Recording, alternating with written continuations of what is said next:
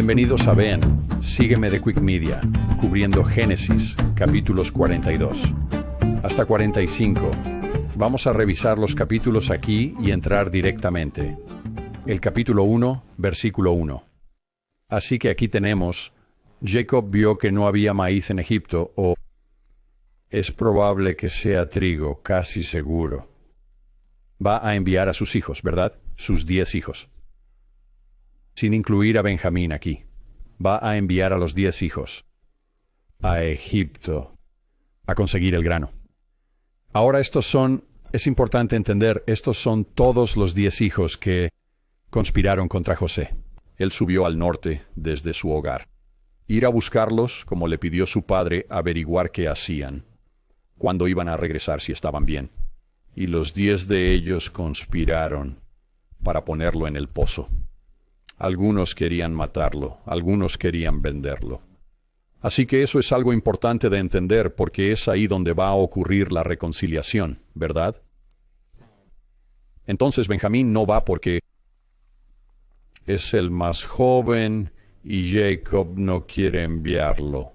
Por si acaso les pasa algo, ¿verdad? No, sabes, es peligroso viajar por ahí en el desierto. Sabes, no sabes con quién te vas a encontrar. ¿Qué podría pasar? Y no quiere perder otro hijo joven. Así que Benjamín se queda atrás.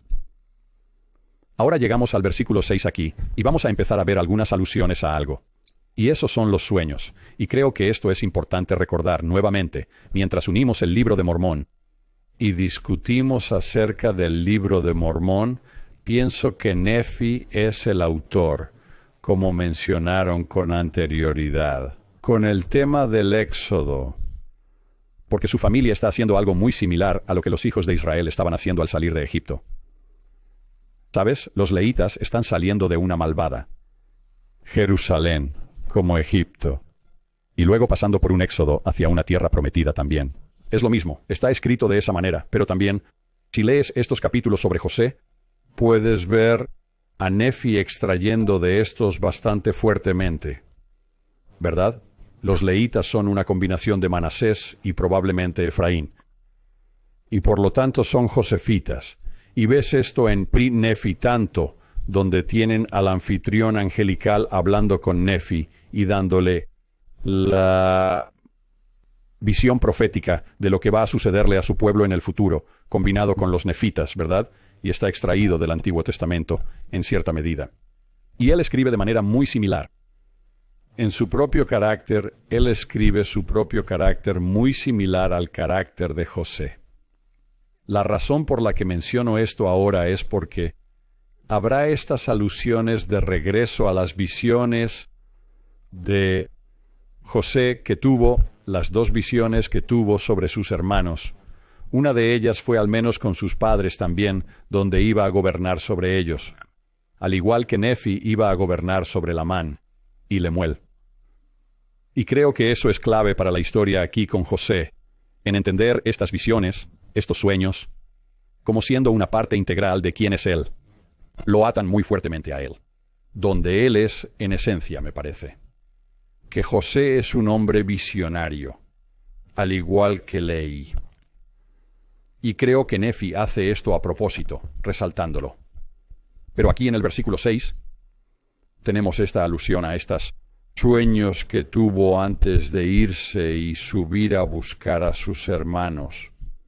Versículo 6, y José era el gobernador de la tierra, y él era quien vendía a toda la gente de la tierra.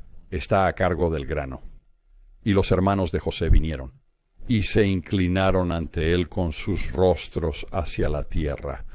Así que este es el primer lugar donde vemos esto, donde se cumple esta interpretación profética del sueño que José tuvo.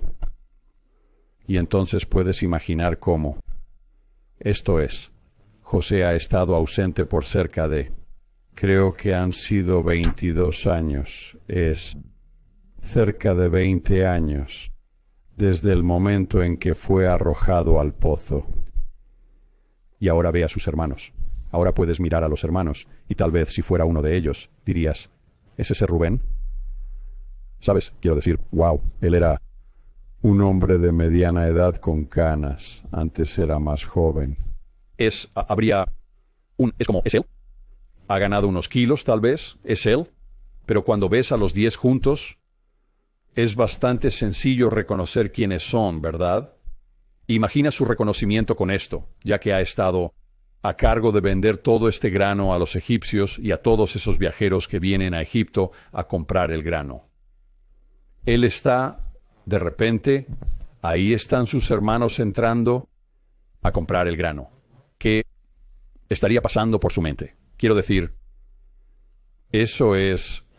No podrías escribir una película mejor que esta, ¿verdad?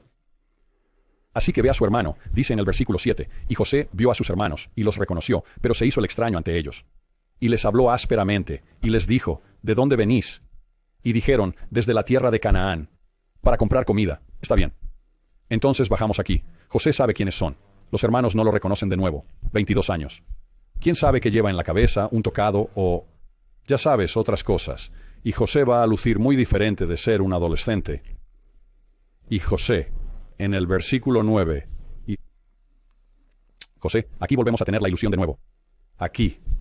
Y José recordó los sueños que soñó sobre ellos. Les dijo, sois espías, venís para ver la desnudez de la tierra. Respondieron, no, mi señor, solo hemos venido a comprar comida. Todos somos hijos de un solo hombre, dicen. Somos hombres auténticos. Algunos malentienden esto, pero es importante cómo lo interpretamos realmente. Bien, pero puedes ver aquí, cuando miras estos versículos, en la RBR, ¿verdad? En la versión Reina Valera, vas a ver estas inserciones que están en cursiva. Las cursivas no tienen una palabra directa en el hebreo original, en el Antiguo Testamento.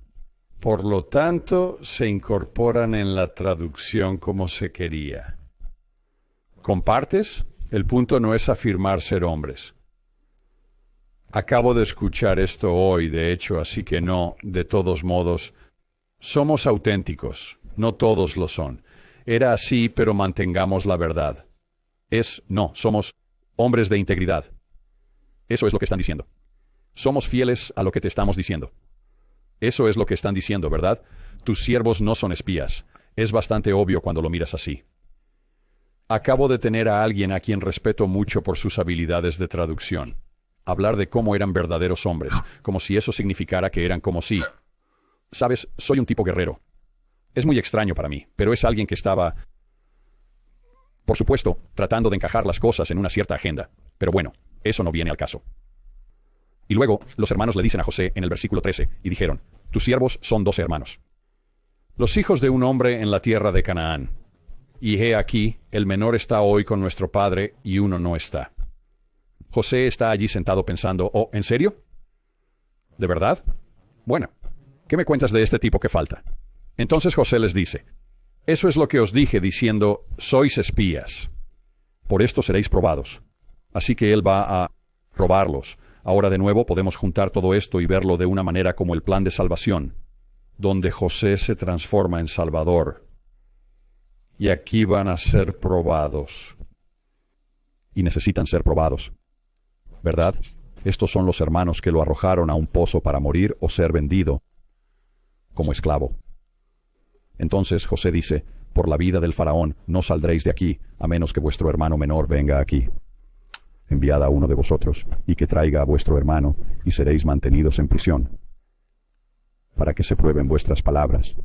Si hay alguna verdad en...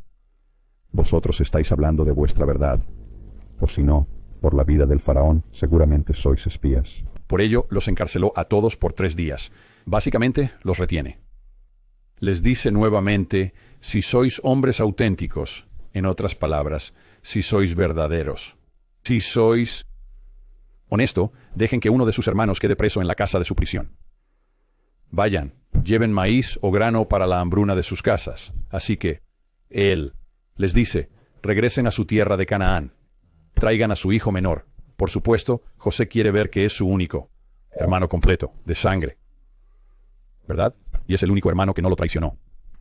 Es el otro hijo de Raquel. Así es como van a probarlo. Van a ser enviados a una tarea. para ir y traer a su hermano menor de regreso mientras uno de ellos es retenido en Egipto. Así que uno de ellos está en prisión, retenido como moneda de cambio, por así decirlo. Y luego es algo interesante cómo se desarrolla esto aquí en 20 y 21. Él dice de nuevo, pero traigan a su hermano menor ante mí, así sus palabras serán verificadas y no morirán. Después, en el verso 21, contestan los hermanos, casi como si tuvieran que sacar esto. Van a ser muy, muy honestos con todo, así que van a mencionar a José, sin saber que están hablando con él. En el versículo 21, se reconocieron culpables con su hermano, en que vimos la angustia de su alma. Cuando nos suplicó y no quisimos escuchar, angustia nos ha llegado. Así que están discutiendo esto de un lado a otro y dicen, ¿qué vamos a hacer? Esto es un pago. Perdimos a José y ahora podemos perder a otro. Así que discuten de un lado a otro. Rubén recuerda, no pequéis contra el niño. ¿No dije esto y no quisisteis escuchar? Por lo tanto, he aquí, también su sangre es requerida.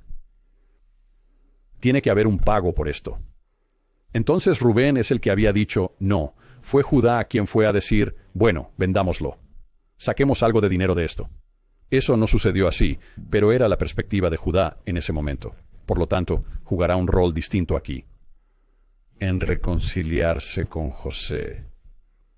En el 23, algo interesante.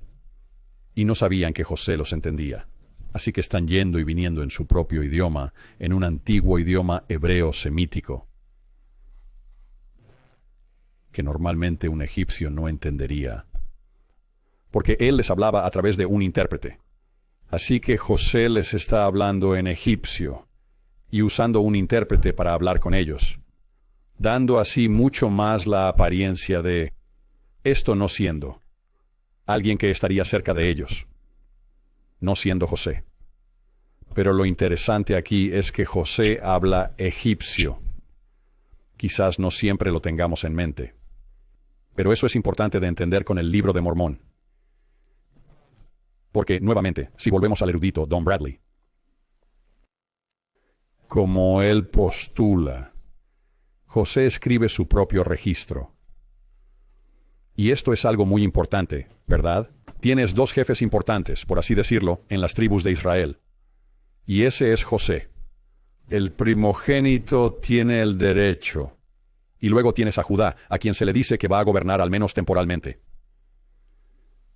Y entonces, esos son los dos palos que se van a juntar. Bueno, ¿qué es el palo de José?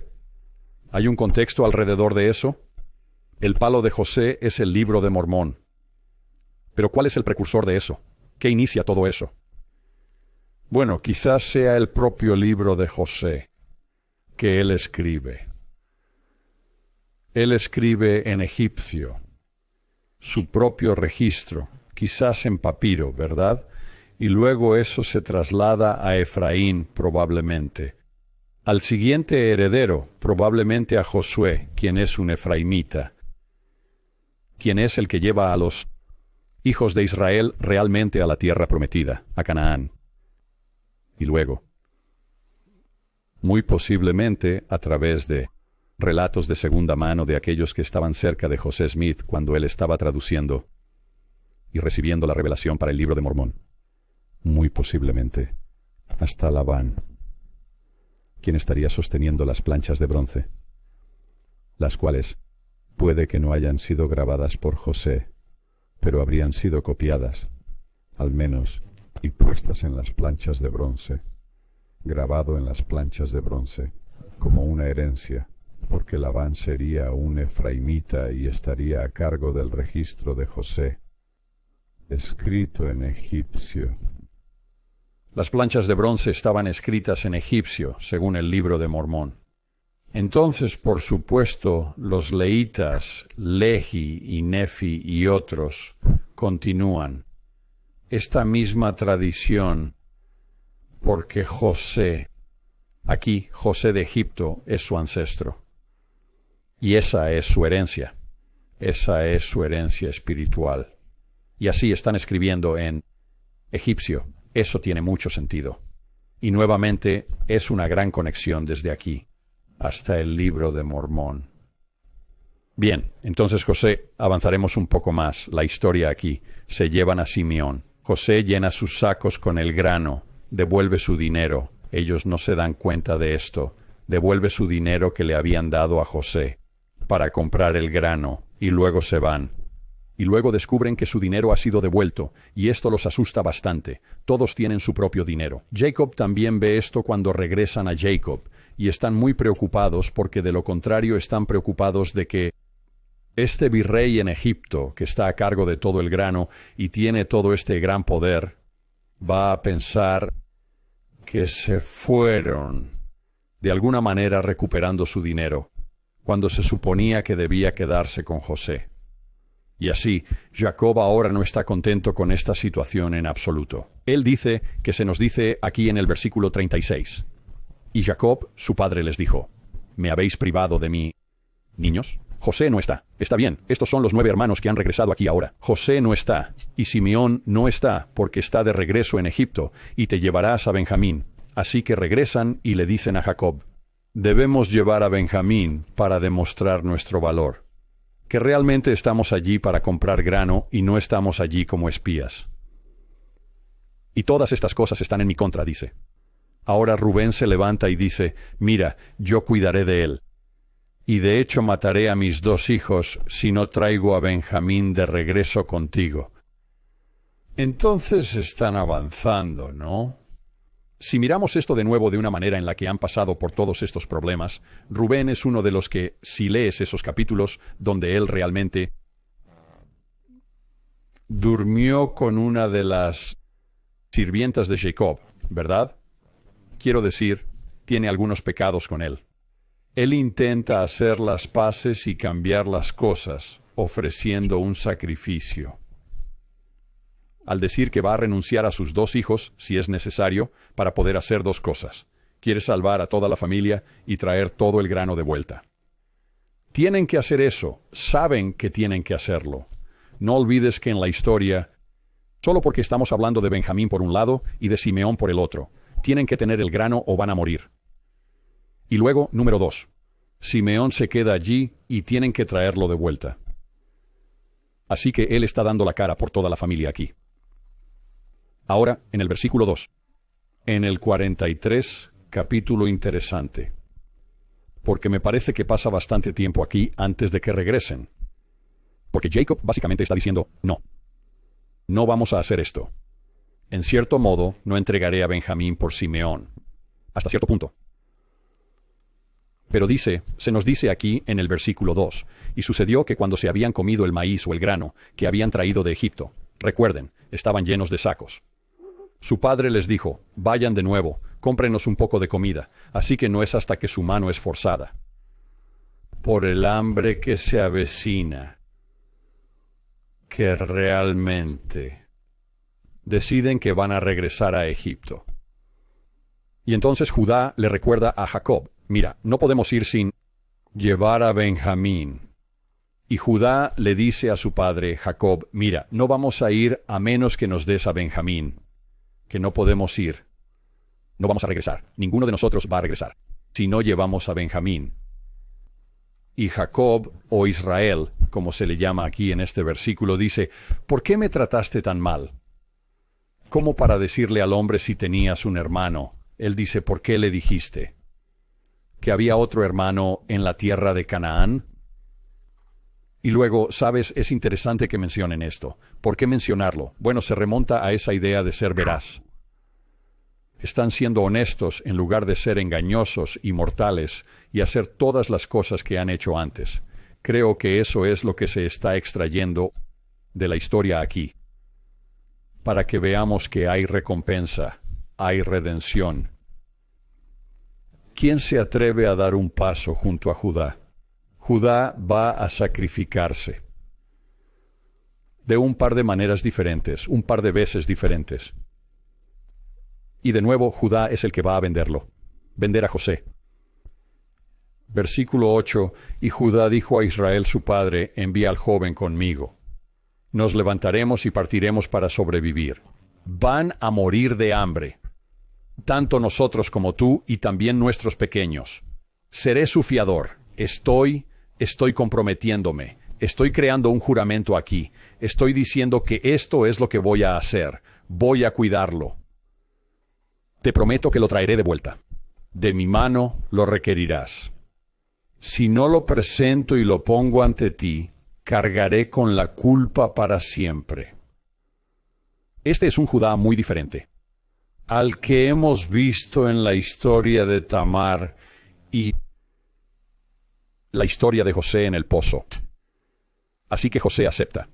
Finalmente cede y dice, está bien, no tenemos otra opción. Y en realidad va a decir, está bien, toma el doble de la cantidad de dinero. Por si acaso, eso fue un problema real y algunos regalos adicionales para el virrey, para José. Y llévalos contigo y preséntaselos. De acuerdo, hasta Vimi 16. Regresan con Benjamín a Egipto. Se presentan ante José. Y José dice a los sirvientes, lleven a estos hombres a casa, y maten y preparen, porque ellos almorzarán conmigo. Maten el ternero más gordo. Y ahora, los hermanos están todos muy asustados. ¿Por qué este hombre nos lleva a su casa? Cierto, esto no, esto es raro, esto es extraño. Y piensan que van a ser asesinados o convertidos en sirvientes en este punto. De acuerdo. Luego en el versículo 26 están en la casa. José entra en la casa. Finalmente, le traen los regalos que tenían en sus manos a la casa. Y nuevamente la alusión al sueño que José tuvo y se inclinaron ante él hasta el suelo. Entonces se centra en qué? Habla sobre jerarquía y el sueño de que José es el legítimo heredero con derecho de nacimiento. Esto sería crítico para una comprensión e identidad para los leítas. Porque, recuerden, en el libro de Mormón, cuando, al principio en la tierra de Nefi, ¿verdad? Cuando Nefi se separa de Lamán y Lemuel y otros y las familias allí se separan, van a la tierra de Nefi. Primero, y en la tierra de Nefi están allí por algún tiempo. Y eventualmente es evidente que los nefitas se vuelven malvados. Tal vez muchos nefitas se vuelvan malvados y Mosía puede intervenir. El abuelo Mosía va a huir de la tierra de Nefi y llevar consigo a aquellos que son justos y están dispuestos a seguirlo, porque tienen miedo de que los lamanitas caigan sobre ellos. Aparentemente terminaron haciendo eso, y pueden haber masacrado a los nefitas que quedaron. Esa tierra entonces, va a ser poseída por los lamanitas, y es allí donde Senif finalmente regresa a esa tierra de Nefi. Y luego su hijo es el rey Noé, ¿verdad? Pero Mosía, al dejar la tierra de Nefi, llevándose a su grupo con él, quién sabe cuántas personas, es como salir de Jerusalén, o es otro éxodo. Y encuentran una nueva tierra prometida, por así decirlo. ¿Qué es? Es Zarahemla. Cuando llegan a Zarahemla, los mulequitas están allí. ¿Quiénes son ellos? Son descendientes de Judá, muy probablemente, o una buena parte de ellos lo son. Porque Mulec es el hijo del rey Sedequías, un rey directamente descendiente de David. Así que, puedes pensar en la dinámica política que se desarrolla a partir de entonces. ¿Verdad? Donde tenemos, hacia el final de los libros más pequeños antes de llegar a Mosía, y luego comenzando en Mosía, obtenemos más historia tras Nefi de tener a los leítas o nefitas y los mulequitas combinados juntos, con los leítas, los nefitas siendo la minoría, pero estando a cargo y gobernando. Entonces lo que tenemos es José gobernando. En las Américas, por así decirlo, la familia de José gobernando sobre la familia de Judá en las Américas, mientras que en Canaán originalmente tienes a Judá gobernando sobre José. hasta que finalmente hay una división después de la muerte de Salomón y José. Los efraimitas, básicamente, toman el control del gobierno del reino del norte, y Judá retiene el gobierno del reino del sur. Así que hay mucho sucediendo allí.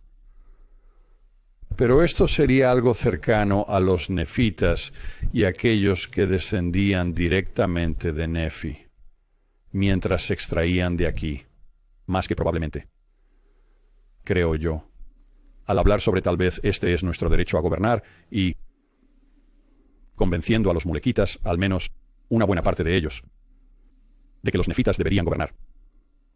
Así que volvamos a José aquí y los hermanos. José pregunta si Jacob aún está vivo. Y en el verso 28 contestaron: Tu siervo, nuestro padre, está en buena salud, aún vive, y bajaron sus cabezas e hicieron reverencia, ¿verdad? Así que hay otro. Ahí está de nuevo. Es muy claro que el autor quiere que veamos esto. Esto es importante, que José es el gobernante, y que él tiene el don profético, y que se hace realidad. Entonces José alza sus ojos, ve a su hermano Benjamín, y dijo: ¿Es este tu hermano menor de quien me hablaste? Y él dijo: Dios sea misericordioso contigo, hijo mío. Y José se apresuró porque sus entrañas se conmovieron por su hermano, y buscó donde llorar. Y entró en su cámara y lloró allí. Es interesante porque esto también, si miras algunas de las otras historias, como con Noé y Enoc, tienes al Señor llorando, ¿verdad? También. Y esto podría ser una alusión a eso un poco. José vuelve a ser una figura salvadora en la historia contada. Esto también es, por cierto, si miras la historia de Israel, de los 12 muchachos, arriba, hasta el final de Génesis en 50, puedes verlo como si estuviera escrito en un quiasmo. Y este es el mismo centro de ello, justo aquí. Esta reconciliación con los hermanos, viendo a su hermano Benjamín aquí, y luego llorando por tener a su hermano de vuelta con él. De nuevo, es como un encuentro en el velo, de alguna manera. Está trayendo a todos de vuelta. Es covenir, ¿verdad? Reuniendo. Y en el versículo 33. Y se sentaron delante de él, esto es en la cena, el primogénito según su primogenitura, y el más joven según su juventud, y los hombres se maravillaron unos de otros. Lo que me parece aquí es que tal vez José organizó esto. Organizó José la manera en que se van a sentar. Esta es una forma muy común de hacer esto en el Medio Oriente, antiguamente. Y de hecho, en la última cena, verás que los discípulos están sentados en una estructura jerárquica, y va desde el más veterano hasta el menos veterano, a lo largo de la mesa, y al releerlo, hay algunos artículos e incluso creo un video de YouTube sobre esto. Muy, muy interesante la forma en que se establecería la estructura y cómo están sentados en una estructura jerárquica. Pero José ya sabe esto, así que si este es el caso aquí, ¿cómo lo sabe José? Obviamente. Probablemente estén pensando, ¿es por eso que se maravillan unos a otros? Creo que sí. ¿Cómo sabe él cómo sentarnos según nuestra edad? Y el versículo 34. Y él les dio porciones de carne, pero la de Benjamín era 5 veces más grande que las de los demás. Y bebieron y se alegraron con él. Está bien, entonces, José, ¿sabes? De nuevo, este es su hermano completo siendo Benjamín, y Benjamín no lo arrojó a un pozo. Este es el final de la primera parte. De Ven, sígueme de esta semana. Puedes buscar la segunda parte en breve.